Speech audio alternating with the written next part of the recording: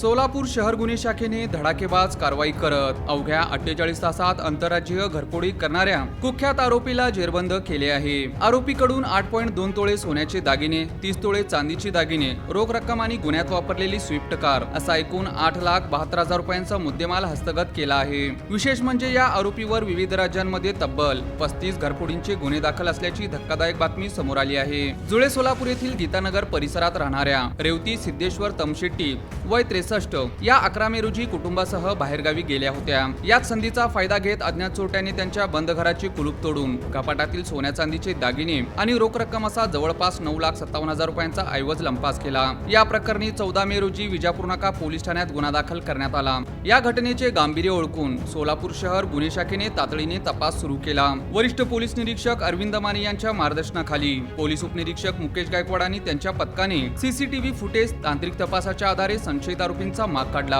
दरम्यान 15 मे रोजी मध्यरात्री मार्केट पोलीस चौकीसमोर सार्वजनिक रस्त्यावर एक सिल्वर रंगाची स्विफ्ट कार संशयास्पदरित्या उभी असल्याचे पोलिसांना निदर्शनास आले। पोलिसांनी शिताफीने कारला घेराव घालून चालकाला ताब्यात घेतले। चौकशीत त्याने त्याचे नाव शिवप्रसाद आदिनारायण मंत्री उर्फ मंत्री शंकर व 48 राहणार तेलंगणा असे निष्पन्न झाले। कारची झडती घेतली असता डॅशबोर्डमध्ये सोन्या चांदीचे दागिने आणि रोख रक्कम आढळून आली। पोलिसांनी कसून चौकशी केल्यानंतर आरोपीने जुळे सोलापूर येथील घरफोडीची कबुली दिली। त्यानंतर पोलिसांनी चोरीतील मुद्देमाल जप्त केला।